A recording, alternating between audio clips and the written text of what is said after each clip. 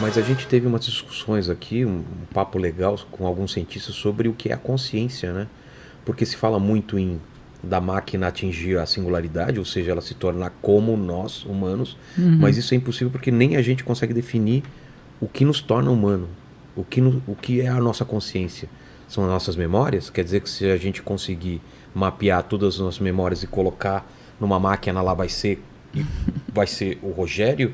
Ou ela é mais do que isso? É a nossa mente, a capacidade de pensar? A gente não consegue definir, né?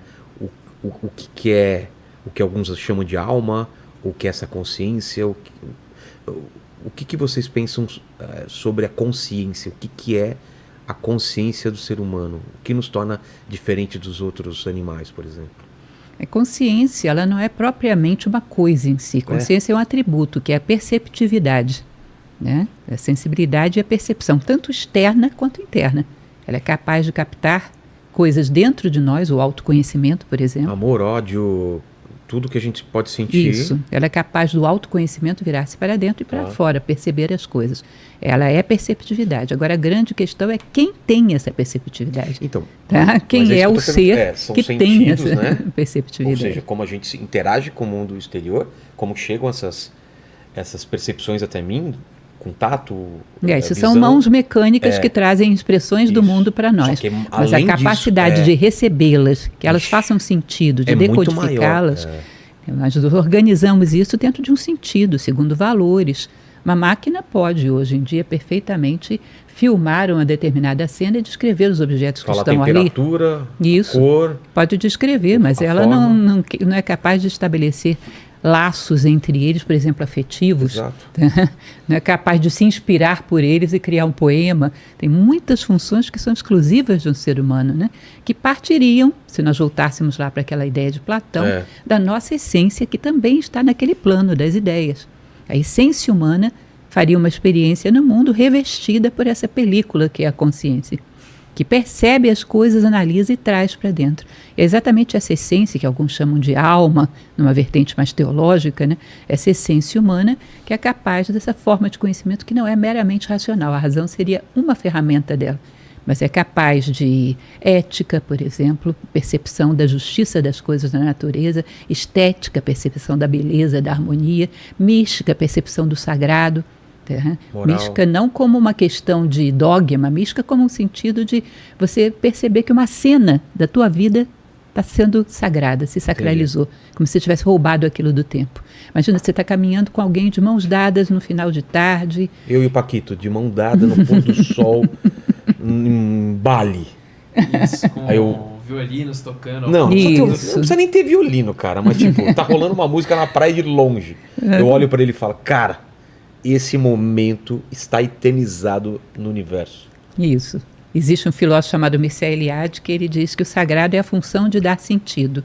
Quando você tira qualquer coisa da banalidade e dá para aquilo um sentido sagrado, nesse momento eu percebi tal coisa da vida. Nesse momento eu encontrei tal resposta. Esse momento para você saiu do banal, é um momento sagrado. Ou seja, o sagrado não é só cerimonial religioso. Eu acredito muito nisso. O sagrado está presente em tudo na vida. Essa percepção, essa intuição do que é o sagrado também é uma coisa exclusivamente humana. Poderia pegar intuição, você poderia pegar inspiração, você poderia pegar ética, estética, mística, os sentimentos em geral, uma série de coisas que são processamentos de informação também. Não é só a razão, não é só uma concatenação lógica.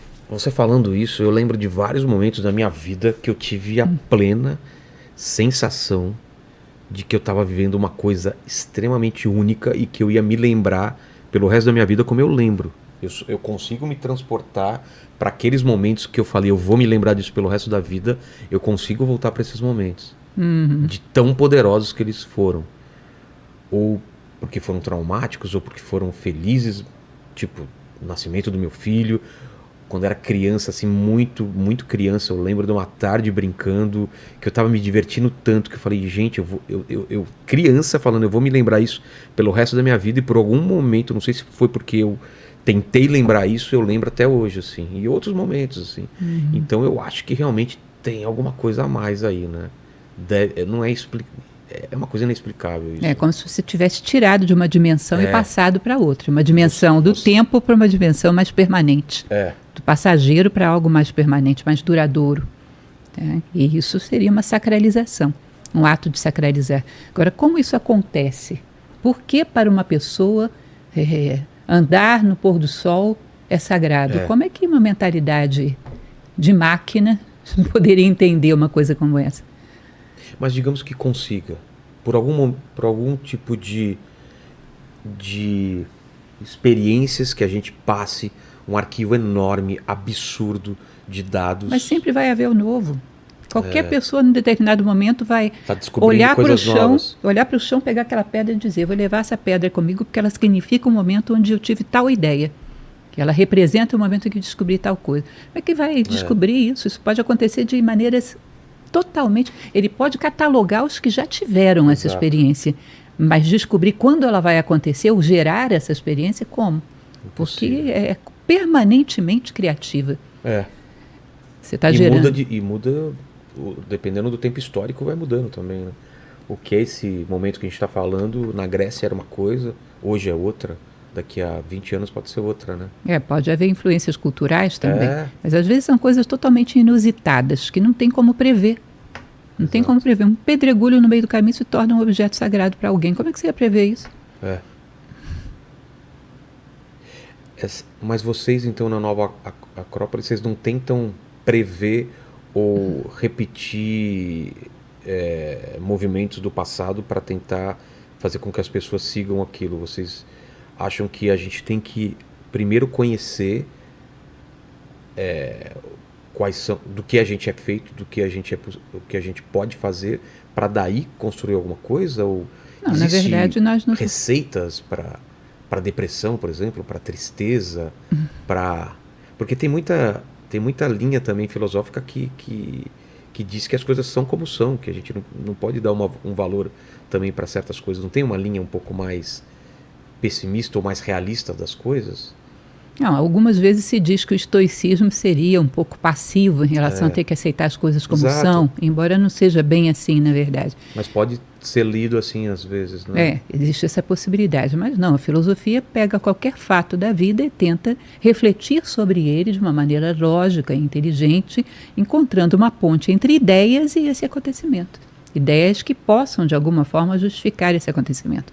Não vou falar da depressão patológica, propriamente dita, porque aí já é uma questão médica, realmente. A melancolia, Mas a melancolia, por exemplo, a tristeza, muitas vezes você pode analisar como uma apatia pela falta de alternativas que a vida nos dá. Se você ou uma considera... lembrança de um passado que não vai voltar, né? Uma saudade, né, do passado. Sobretudo essa questão de que a vida muitas vezes fecha as alternativas para nós. Uma vez foi feita uma pesquisa... Fecha demais, hein?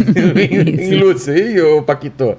Se você pudesse, você estaria aqui, trabalhando aqui? Fala a verdade, cara. Se a vida te desse todas as alternativas do mundo. Todos os limões todos do mundo. Nossa! Nossa, eu definitivamente não estava aqui. Eu estava em casa dormindo. Não, olha só, eu pensei em coisas muito... De todas as possibilidades do mundo, eu estaria em casa dormindo. Sério mesmo? Todas? Todas as possibilidades possíveis e imagináveis. Tá aí um cara que satisfaz com pouco, né? Mas isso não é bem esse tipo de alternativa que eu estou falando. Por exemplo, a felicidade. Fizeram uma pesquisa em vários lugares do mundo, perguntando para as pessoas o que era felicidade para elas. O resultado dessa pesquisa foi compilado e depois eles chegaram à conclusão que a felicidade para a maior parte dessas pessoas, dessa amostragem, era um padrão de consumo equivalente a um homem norte-americano mediano. Ou seja, ter esse padrão de consumo. Ter uma casa, ter um carro... Isso, não que elas tenham falado isso, mas é isso, se assemelhava, basicamente. Né? Tá?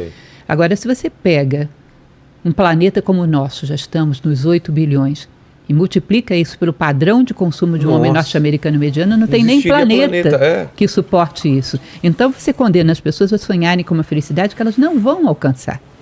Então, logicamente, se elas não vão alcançar essa felicidade, tem que existir rotas de fugas para que elas se satisfaçam. Senão vem a frustração. Exato. Então, elas começam a fugir. Ou elas caem na melancolia, na tristeza, porque a vida começa a ficar sem sentido, ou elas começam a pegar rotas de fuga. Vícios de todos os tipos, desde os vícios mesmo de drogas, de bebida, até consumismo, até bisbilhotice, até todos os vícios humanos, né? Começa a se desenvolver vícios. Todo tipo de novidade que surge rede social, eu sou viciado em rede social. Vai surgir inteligência artificial, você viciada em chat GPT. Ou seja, uma tendência é fugir da vida por todas as estradas possíveis. Por quê? Porque a vida é apática. Gera a vida dor. não tem sabor, a vida não tem gosto. E é doloroso essa falta de perspectiva.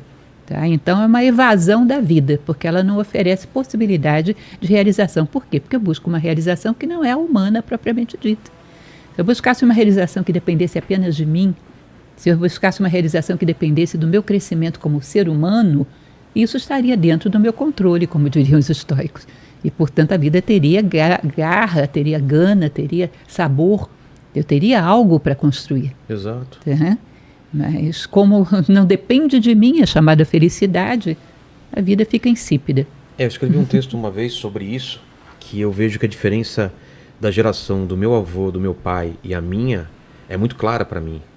O meu avô, ele era miserável, ele trabalhou para dar comida para os 10 filhos que ele tinha, meu pai incluso. Meu pai foi o único que conseguiu estudar. Meu pai trabalhou que nem um camelo para dar o estudo e a possibilidade de eu conseguir estudar o que eu quisesse. Então, você quer ser um publicitário, você quer ser um desenhista, eu vou tentar fazer com que você consiga isso.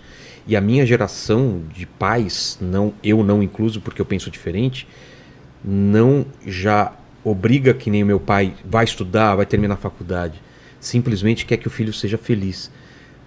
E isso é um peso absurdo no ombro de um filho quando você fala: filho, você não precisa fazer nada, eu só tô te dando o melhor para você ser feliz. E aí você coloca no ombro dos seus filhos uma coisa impossível, porque felicidade não é um lugar que você chega e fica, não é um objetivo que é tão fácil quanto se formar. Eu consigo me formar como publicitário, como advogado, como médico, mas você não acha que isso pode ser um problema dessa geração de pais e mães que colocam no ombro das crianças que você tem que ser feliz a qualquer custo, porque eu tô te dando tudo, tô te dando todas as condições que eu não tive e que os pais dos meus pais não tiveram para você ser feliz?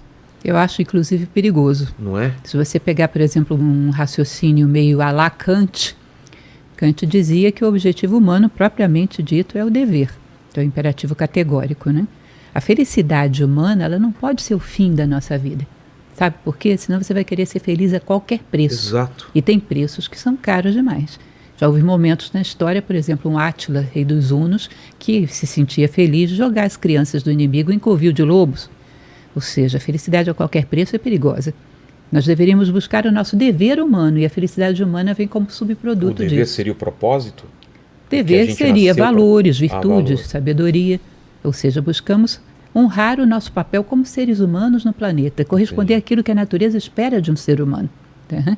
Quando buscamos esse dever humano, a felicidade humana vem como subproduto, que é aquela sensação do dever cumprido, a sensação de estar quites com céus e terra, o sono dos justos, ou seja, estar sabendo que você está caminhando como um ser humano caminha, cumprindo o seu papel no mundo. Tá? Então, esse dever com a condição humana te gera felicidade humana. Querer ser feliz a qualquer preço pode cobrar preços caríssimos, pode cobrar a dignidade humana. É. E a depressão, e a tristeza e tudo mais, porque ou você chega na felicidade e vê que, pô, era isso, ser feliz, e não, ou tentar manter ela a qualquer custo, né? Com essa necessidade de likes, de dopamina, de recompensa. Chega a alegria, né? Felicidade é muito identificada com um estado de serenidade, estar quites com a vida. O que as pessoas chegam hoje é alegria, momentos de alegria.